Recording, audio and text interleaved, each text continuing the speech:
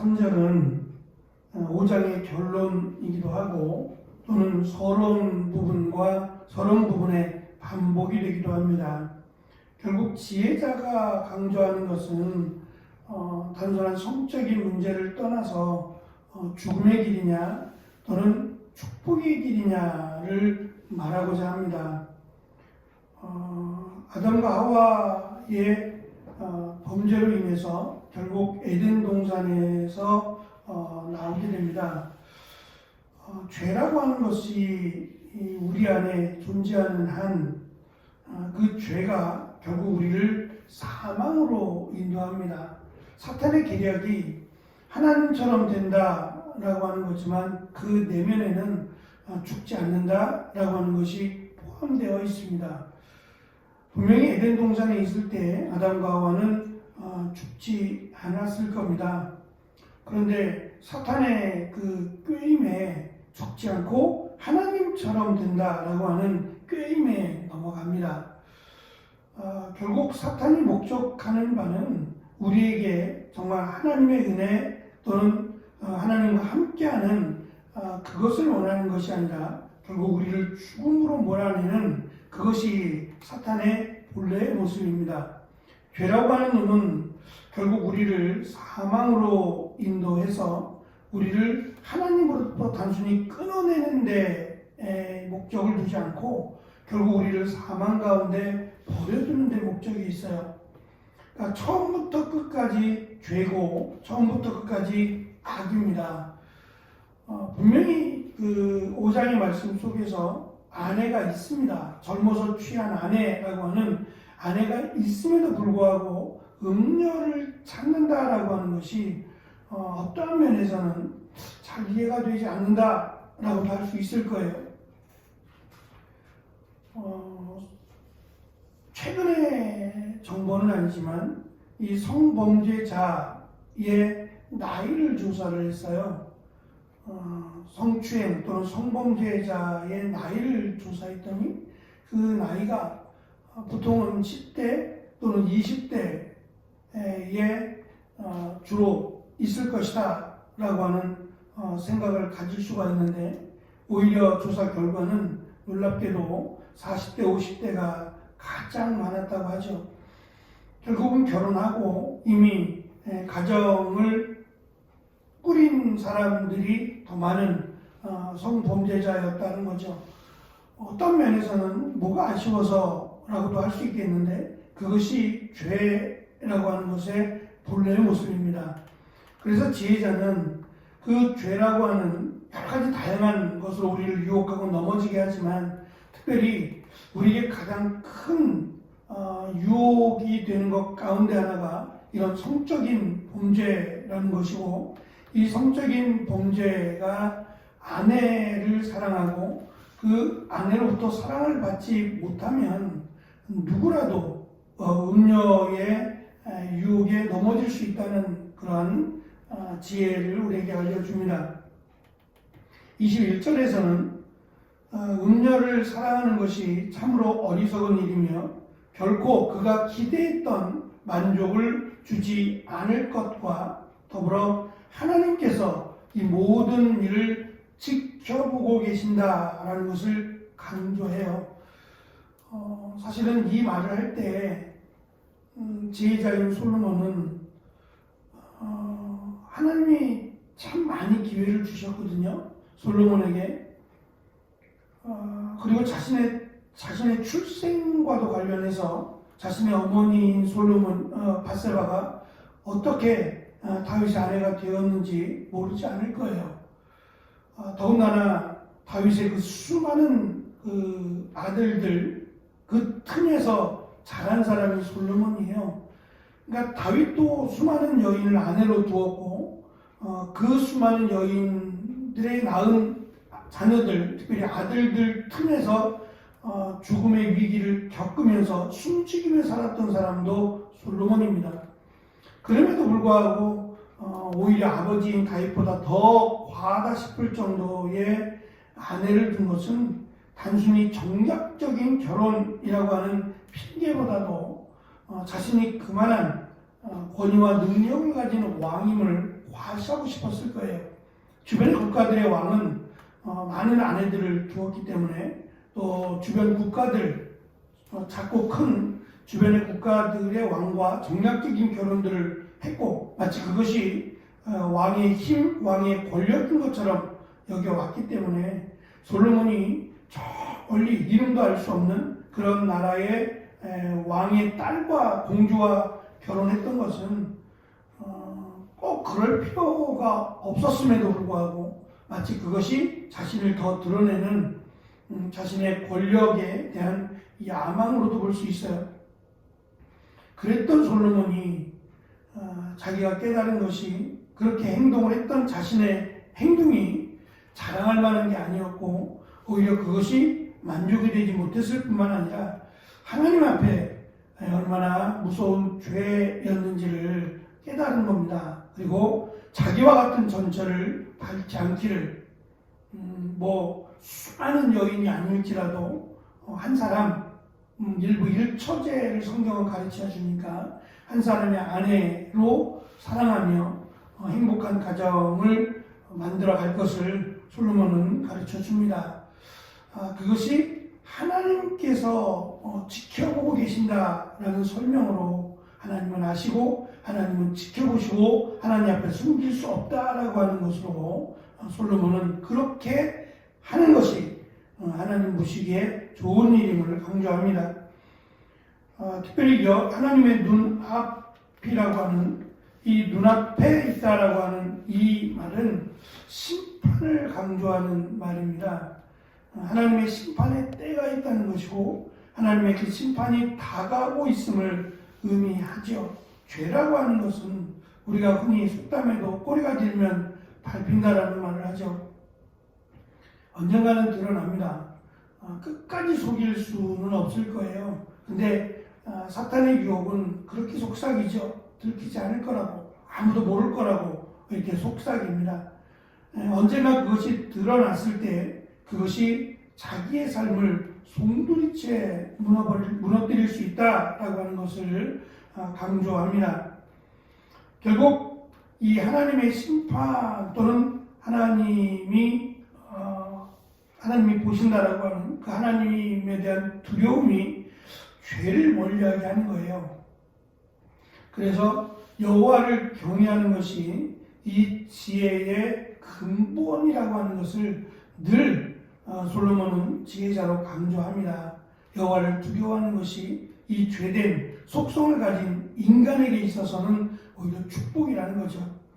내 마음대로 내가 모든 것을 다 해도 괜찮아라고 하는 것은 오히려 죄악의 길로 달려가는 것과 같다라는 것을 가르쳐 줍니다. 22절에 보면 음녀를 탐하지 않고 아내를 사랑하는 그 사람의 길을 하나님이 평탄케 하실 것이며 음녀를 사랑하며 살아가는 자는 자기의 악에 자기의 함정에 걸리며 자기의 죄의 줄에 매일 것으로 설명을 합니다. 이 줄에 매인다는 것은 그 죄수들에게 해당되는 말이에요. 죄수들을 이송할 때 그냥 이송하지 않고 손과 발을 묶어서 이송을 했어요. 도망칠 수 있다는 것이기도 해서 정말 꼼짝달싹 못할 정도로 죄로 묶습니다. 아주 단단하게 자기 몸 하나 가눌 수 없을 정도의 줄로 매어서 그를 이송하게 합니다. 제대로 걷지도 못할 만큼 몸을 이렇게 줄로 매어서 가는 그 모습을 많은 사람들은 지켜보고 저렇게 되지 않기를 또 저렇게 살지 않기를 다짐하고 또 다짐했다고 합니다. 요즘은 개인에 대한 신상을 보호하거나 또 인권을 존중한다고 해서 드러난 정말 공분할 만한 죄를 짓지 않으면 얼굴도 가려주죠. 얼굴도 가려주고 또 손과 발을 묶은 것도 모자이크해서 잘 보여주지 않는 경향이 있어요. 저는 그 사람의 인권은 그 사람이 죄를 짓는 순간 사실 인권을 존중할 이유는 없지 않을까? 그렇다면 오히려 그 사람이 죄를 짓고 나서 예를 들면 뭐 수갑을 찾거나 또는 얼굴을 드러내거나 하는 일들을 오히려 더 적극적으로 해야 된다고 생각해요. 그래야 예방 차원에서 죄를 짓지 않겠죠. 그러니까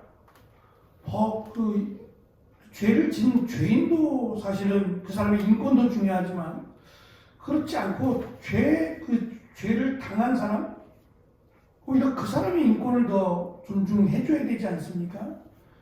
너무 억울하게 당하게 되는 거니까 그런 의미에서 이 재범에 대한 또는 중독에 대한 죄에 대한 처벌은 저는 정말 강하게 해야 된다라고 하는 생각을 가져요. 며칠 전에 선교사님 그 모임이 잠깐 있어서 같이 이제 식사할 일이 있었는데 목사님들이 이렇게 여러분들이 모여서 같이 식사를 하는데 나중에 알았어요. 그 가게가 교회를 다니시는 분이 하시는 가게예요. 왠지 서비스가 좋다 했어요. 이것저것 막 갖다 주고 드셔보시라고 하는 게 여긴 참 서비스가 좋네라고 생각했더니 그 가게가 교인이 하시는 가게더라고요. 그래서 목사님 말 들어보면 알잖아요. 대화의 내용이 딱 봐도 뭐 목사님이나 뭐 선교사님들 대화겠죠. 근데 저희가 점심시간이었으니까 사람들이 많지 않았어요. 저희하고 딱 한 팀만 두 팀이 식사를 했는데 이 맞은편 제가 보이는 쪽에서 제가 볼 수 있는 저 맞은편 쪽에서 멀지도 않아요. 저보다 훨씬 나이가 들어 보이는 어르신이에요. 어르신이고 남자 여자 두 분이 앉아서 식사를 하시고 뭐 크게 무슨 내용인지는 모르겠지만 뭐 이야기도 나누시고 또 뭐 좋아서 그러신지 소주 한 병 넣고 또 반주하시면서 식사를 하시더라고요. 한 병 가지고 둘이 먹었으니까 반병을 먹었어요. 뭐 그 반병 먹고도 취하는 사람은 취할 것이고 뭐 이 정도야라고 하는 사람은 이 정도야라고 할 거예요. 그런데 그 반병 정도면 운전하면 안 되는 양입니다. 한 잔도 안 되거든요. 한 잔도 안 되는데 반병을 먹으면 반병이 몇 잔이 나올지 모르지만 그것은 아마 운전면허 취소에 해당되는 분량일 겁니다. 식사를 하고 저희가 이제 주변에 나와서 이야기하려고 나왔는데 이분들도 이제 식사를 마쳤나 봐요. 두 분이 식사를 마치고 나왔는데 깜짝 놀랐어요. 나오셔서 차를 가지고 오셨나 봐요. 행색은 그렇지 않은데 차는 뭐 최고급 차였어요. 외제차였고 최고급 차를 두 분이 타시고 그 술 드신 그 할아버지 어르신이 운전을 하고 가는 거예요. 낮에 날씨도 더운데 낮에 반병을 먹었어요. 반병. 한 잔만 드셨는지는 제가 보지 못했으니까 어쨌든 한 병을 다 드셨는데 스스로 괜찮다고 생각했는지 모르지만 운전을 하고 가시더라고요. 신고를 할까? 그 생각이 번뜩 나는 거예요. 왜냐하면 저 사람이 미워서가 아니라 다른 사람을 위해서요. 잠깐 잘못해서 다른 사람이 무슨 잘못을 했길래 피해를 하면 이거는 범죄 행위거든요. 술 먹고 운전한다는 것은 이거는 범죄 행위지 도저히 해서는 안 되는 행동을 여기서만 그럴까요? 오늘만 운전할까요? 처음부터 운전대를 잡고 왔으면 운전을 했으면 술을 먹지 말았어야죠. 근데 차를 갖고 왔고 대리운전을 부르는 것도 아님에도 운전하고 간다라는 것은 여기만 그렇지 않을 거예요. 다른 데 가서도 점심 먹고 반병 정도 마시고 또 운전을 했을 것이 분명하거든요. 결코 해서는 안 된다라고 하는 다시는 운전대를 잡지 못하도록 저는 조치를 해야 된다고 생각해요. 그것이 단순한 실수라고 하기에는 결코 해서는 안 되는 죄라고 하는 거죠. 지금 솔로몬이 하는 말은 결코 해서는 안 된다라고 하는 실수 정도를 말하고자 하는 게 아니에요. 그래서 어떤 학자는 이 성적인 죄가 걸어가는 죽음이라고 표현을 했더라고요. 걸어다니는 죽음이라고. 미국의 한 마을이 TV를 통해서 본 건데 한 마을이 아예 그냥 죽음의 마을이 되어버렸어요. 미국이라고 하는 나라인데 그 마을 전체가 죽음의 마을이 되어버렸어요. 마치 좀비 같아요. 영화에서 보는 것처럼 좀비 같은 그런 마을이 되어버렸어요. 마약 때문입니다. 초등학생이나 중학생이나 다 그 마약에 중독이 되어서 마치 걸어다니는 좀비처럼 아주 흉물스럽게 보냈어요. 저는 처음에 무슨 영화를 찍나 그랬어요. 근데 그게 아니라 실제적인 도저히 어찌할 수 없는 마약을 마치 그냥 일상처럼 그렇게 사용하는 마을이 되어서 정말 죽음의 마을이 되어버렸더라고요. 거기에 정상적인 사람이 살 수가 없겠더라고요. 너무 위험하고 그들이 무슨 행동을 할지 어떻게 알겠어요. 결국 그렇게 변해버린다는 거죠. 죄는 결국 다른 사람을 해하는 것뿐만 아니라 자기를 죽음으로 몰아가는 그런 자기를 올무에 또는 함정에 빠뜨리는 또 자기를 죄인으로 만들어버리는 그런 무서운 죄라고 하는 것을 지혜자는 강조합니다. 결국 악인은 남의 또는 아버지의 훈계를 받지 않았기 때문에 죽을 것이고 미련함으로 인해 길을 잃고 방황하게 될 것이다 라고 하는 것이 결론적인 말입니다. 그 끝을 지금 이야기하지 않는 것은 기회를 주고자 함이에요. 우리가 예수님의 말씀 가운데도 그렇지만 탕자의 비유에서도 두 번째 아들 또는 첫 번째 아들의 그 결말이 나와 있지 않은 것은 어떻게 될지 모르는 거죠. 다시는 둘째 아들이 집을 나갔던 아버지를 버리고 나갔던 아들이 또다시 나가지 않는다라는 보장도 할 수 없어요. 또 첫째 아들도 아버지의 즐거움에 참여하라. 근데 참여했는지는 알 수 없는 거죠. 결국 그 끝은 본인들이 결정을 해야 된다는 거죠. 우리도 마찬가지로 지금의 모습은 어떨지 모르지만 앞으로 미래의 모습은 현재가 결정하는 것처럼 내가 오늘을 어떻게 살아가느냐가 내일을 결정할 수 있는 거죠. 오늘 믿음 가운데 하나님의 말씀 가운데 살아간다면 내일도 역시 마찬가지로 그렇게 말씀 가운데 살아가게 될 거다라는 것이 성경이 우리에게 가르치는 바입니다. 어리석은 자는 금지된 과일이 가장 달다고 생각합니다. 또한 이번 한 번만이라고 외치다가 사망에 이르게 됩니다. 결국 지혜자의 말은 그것을 끊겠다는 거죠. 이미 겪은 경험에 본 자신의 경험을 통해서라도 비록 자신에게는 이것을 드러내는 것이 수치가 되지만 그럼에도 정말 사랑하는 아들이 자기와 같은 전철을 밟지 않기를 원하는 마음이 더 크기 때문에 자신의 수치를 무릅쓰고 이것을 밝혀서 나는 그럼 어리석은 길을 간 어리석은 자다라고 하는 것을 스스로 드러내서 자기와 같이 어리석은 길을 갖지 않기를 사랑하는 아들에게 또 사랑하는 젊은이들에게 권면하고 있습니다. 이 권면의 말을 듣는 자가 지혜를 받은 자라는 것을 잠언을 통해서 우리에게 가르쳐 줍니다. 하나님의 말씀에 순종하는 것은 괴로운 일이 아니라 그것이 축복이고 지혜임을 깨닫고 말씀대로 살아가는 귀한 우리와 또 자녀들이 되어지기를 축원합니다. 기도하겠습니다.